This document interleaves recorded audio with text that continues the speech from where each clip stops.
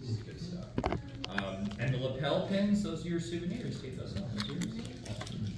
If you don't wear them out on your clothes, I'll be personally offended. But no pressure, nothing like that. No pressure. All right, so we're gonna start on the left with the 1870 original batch. This is 90 proof. So in 1870, when George began as a rectifier, buying barrels that are already mature and blending them, and this is a small batch from 3 of our warehouses. So that's the loose connection with the ear there. So you can go ahead and nose it.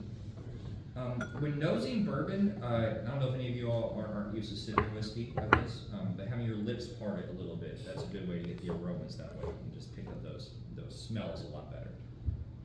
But it's very bright on the nose, very floral. Remember that banana I talked about? Oh, yeah. I want to bring up the banana right away. Like banana Laffy Taffy, like a sweet, almost candy-like banana. Right here.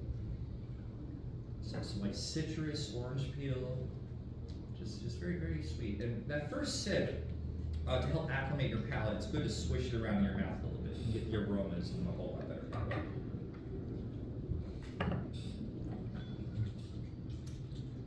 Now the thing with 1870, like the flavor is like right up front for me. It's like all those cereal grains, the corn is just like right here. But the mouthfeel is kind of light, like it's not a lot of viscosity. It's just kind of like a, pretty easy to sip on, not a really intense burn or anything. Yeah, kind of a good palate acclimator to when to start off with. Really. And that's just 90 proof? 90 proof, yeah.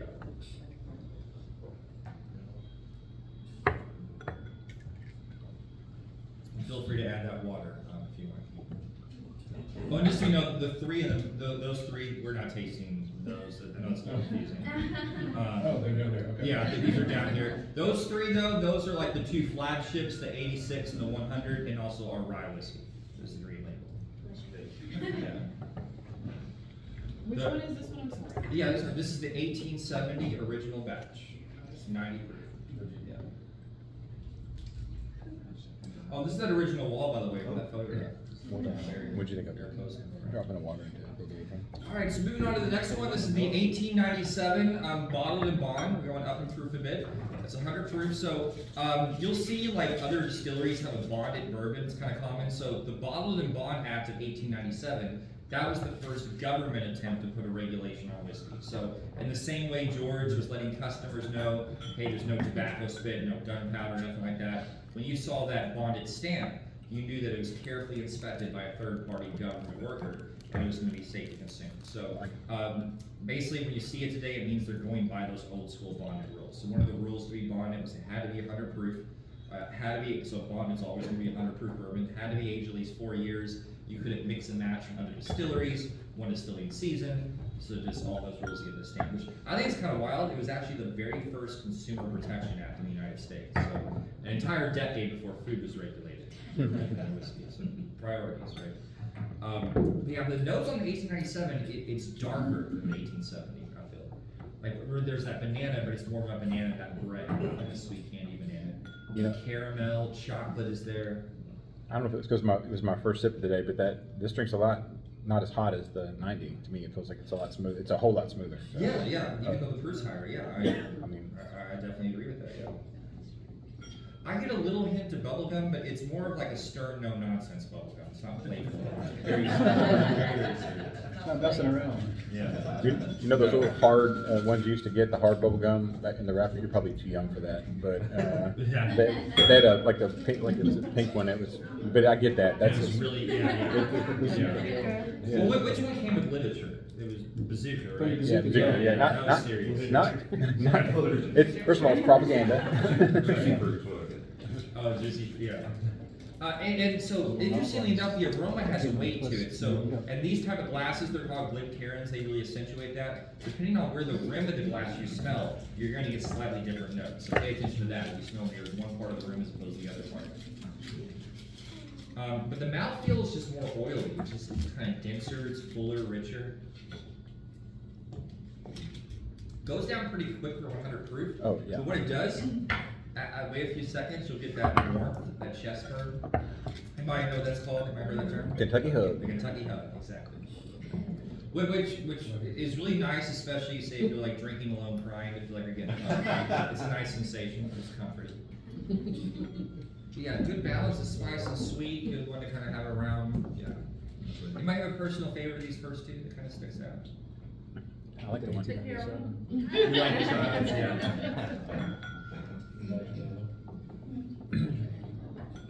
I like that 1897, that. Okay, so this next one, I'm excited about this. This is the 1910 Old Fine Whiskey. This is the double barrel, the one that's finished in that second deeper charred alligator skin barrel. Remember, see, it's a little darker than the other ones because that second barrel that's finished. 93 proof. Go ahead and nose this one. It's just, it is like syrupy pancakes. This is a weird one, but Big Newton, I get a little bit too. I can see if it gives. Smell that banana vanilla. flavor coming through. It's just really I sweet. don't know I much find banana this in to be this. our most approachable. Not like It's the, just so the easy first to one was sip. banana bomb to me, but this is. And the year connection will pick, so in back way before our 2015 fire, back in October 22nd in 1910, a fire was on our bottling line, and we had all this mature bourbon. We had to quickly get away from the flames, so we took that bourbon and just to transport it out, put it back in the barrels just to get it out of the building. And in doing so, that was actually the first reported case in history of a double barrel bourbon. Because 2 years later, Owsley Brown went ahead and used the fire as the marketing for it, and he called it very old fine whiskey. So I don't know. I don't know if it was like, oh, there's a little bit of a fire, let's get these out, or if it was just within each of their lives and the flames were right behind them as they were rolling barrels out. That's a cooler story. So that's how I like to think of it. Yeah, but that was the first double barrel bourbon. So that's the What's name. proof on that? 93 proof. Same proof as the Scotch cast finish too that we did. I think that's kind of keeping that theme of the finishing something, keeping it the same proof. But it's like kind of like almost a smoky. It reminds me because a lot of the things with bourbon, it can like give you like these nostalgic, taste too, and these feelings. It reminds me of like a fire, marshmallow, s'mores. I can see myself just like drinking this in front of like a camping or something. It just kind of has that vibe for me, as far as especially the aftertaste. It makes a really good old fashioned. It makes a mean, even though it's excellent neat. And when it comes to cocktail mixes, I definitely recommend the cheaper bourbons, the flagships. But if you're feeling frisky, this one is great and old fashioned. It's good. Actually, one of the syrups we sell downstairs, I really like it. It's Old Forester branded old fashioned syrup, and it makes it really easy. If you like old fashions, you just add a half ounce of that in the bourbon, and it's that simple. I mean, you add ice and a garnish and stir, and that's it. That's it. Yeah. It's actually how they make the old fashions in George's bar downstairs. But they use Signature 100. But the mix was created by our former master taster, Jackie Seidel. So it's very much an Old Forester, old fashioned. Where are some of y'all from? Where did you travel from? Memphis. Memphis, Tennessee? Yep. Yeah. Green Bay. Green Bay? Yeah. Wisconsin. Charleston, South Carolina. Charleston. Austin, Texas. Austin, Texas. Nice. San Antonio. San Antonio. Oh, San nice. Antonio. Yeah. Texas. Nashville. Sweet. Are any of y'all doing the bourbon trail, like hitting up the different spots? Like you're like 4 bourbons. There's no white. It's his bourbon, 40th so- birthday. What? His 40th birthday. 40th birthday, nice. Give him some cocaine, some. Salts. Yeah. Yeah, he We're wants trying salts. to distract him from the cocaine. Yeah. Medicinal. Doctor. All right, now last but certainly not least, this is the 1920 Prohibition Style. This is Old Forester's highest proof non-allocated bourbon. So as far as what you can regularly buy that isn't a barrel strength single barrel. So the year connection is in 1920 when you were to buy that medicinal bourbon from us for whatever ailment you had, right? Stomach ache, headache, liver damage, whatever it is, whatever. That average proof was about 115 proof. So quite literally the medical grade bourbon as far as the proof's concerned. Don't let the smell on it fool you. The nose on it's kind of sweet. I get butterscotch and cherry that kind of pops. I get heavy cherry. Yeah, heavy cherry. So it lures you with its sweetness and then it attacks pretty quickly. So where the 1897 gives you more of that burn once it goes down, the 1920 is not wasting your time. It's more like a Kentucky slap bourbon. It's like the roof of the mouth, front of the mouth, it's like right there and kind of soft around the back. I think this is doing it right. Doing it right? Yeah. Yeah, that's good. It's smooth for higher proof. Yeah. Definitely has that. I think the higher the proof, sharper the bite less there. banana you get. I'm not a big fan. I found like a drop or two of water brings the cherry out a bit more. For sure. Like you got almost half a drop. Yeah, I would. Yeah, that's plenty. Too much? Yeah, because you don't have. I mean, it's not. That's not much. They take a pull. I mean, you're, I know, it's like still, Forster's, like single it's still barrel drinkable. brews. Normally it's like a lot more richier than the rest of the whiskey road lineup. It seems like It is, well, because the barrel proof can be like. Since you have your full set over there, you could take the 1920 and 1910 and make something, and then like calls it a 1915. So if you took those two, like when it was done, the two on the two in the end, it's kind of a. Should have saved these. You could have made the 1915. I drank all You mine. could have, yeah. That is, I mean, some of you may not be able to do it because you already drank it out.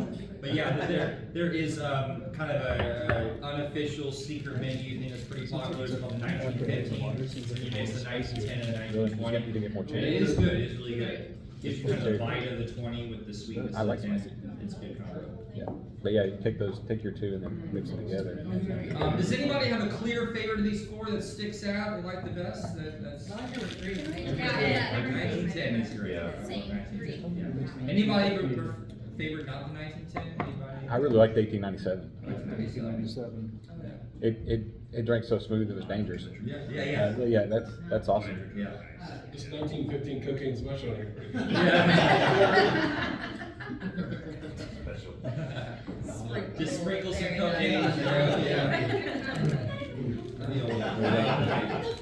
He sent them the Can you just, It it is his birthday, so you get too much. This does conclude the tour. Is there any final questions I might be able to answer? I got a big one. Yep. So I just put candy in my mouth. So, Right. so I do bourbon hunt videos, and I was in a store. Bourbon hunt videos, and I was in a store, and this lady, I've actually had it happen twice. They swear to me that the Old Forester 100 is leftover birthday blend. That either just that they were getting close to the end of it, but if you see it, there's just like the orange label around the outside, and there's the orange on top. It's like everything orange about that. And I've had multiple people say, like I think especially during COVID time, there was a problem with glass, so they just made those. And then if you get the Old Forester, there's a good chance that you're going to get something. It's not birthday blend, but it's something very similar to With the that. signature 100. Yeah. No, I think quite often, especially in art for sure, but quite often, He's about to say. questions are more interesting than answers. So I'll just let that question linger. And So I'm recording. That's a yes because he was like, no, you can't see it, but he's like, no, don't do that. Don't do that. That's the biggest secret in the industry. Don't say that. I will say though, so I went over to Doc Crow's next door, and they have the largest collection of whiskey on like the Western Hemisphere, I'm pretty sure. And I tried a 2008 signature 100. It was a signature 100 from 2000. That was Doc Forty's. It was a signature 100 from 2008, and it tasted quite different than modern day signature 100. It obviously tastes a bit more complex. And my guess is back in 2008, we weren't as premiumized as we are today. So a lot of the stuff that was used for flagships then, maybe good for more premium stuff now. That's my just guess on it. But it does change over time, I know that. I also will say the 1910 is the signature 100 barrels. So basically 1910 is signature 100, proof down to 93 proof, finished in deeper char barrels, the same barrels for that. Awesome. But yeah, with that, answer your question. He's smiling. It's true. Confirmed. Yeah. The one other thing, I know that the labeling for 1910, 1920 changed. Yeah, the whole whiskey row series changed. It used to be like a stamp kind of aesthetic. Exactly, so people were saying that the flavor profiles changed with it. Yeah, in theory, no. I have not set them next to each other and really, I've not noticed that, but I've heard that. Yeah. I don't know. But And you gotta remember, I am not in these meetings, these rumor happens. It's way above my pay grade. You're a stuff, too, secret so- CEO. We know. So I don't know, yeah. We've seen Undercover Boss. We know. Yeah. We know you are. But I feel like it's probably just because like over the years, like it's gonna change, right? Like the temperature's just gonna change. It just changed. Also, the yeast goes through evolutions over time. That changes. It just inevitably changes. Yeah, so like it's gonna change no matter what. Like, It not gonna be is. the same. Yes, exactly. Yeah. But yeah, but thank you all so much for coming. I'll lead you all downstairs. So throughout the whole tour, the whole Bourbon Trail, whichever tour you go to, if you had a good time, I'm asked about this a lot. Gratuity for guys, always very much appreciated, but never ever ever expected. So don't feel awkward, like you can't make eye contact with me, until you know me deal at all. Big Penny, the Copper Still, very popular spot for pictures. You want your picture taken in front of the still? I'm more than happy to do that for you. Any other questions? Me or one of my coworkers can help you out downstairs. But nice to meet you all. Thank you so much. Thank you.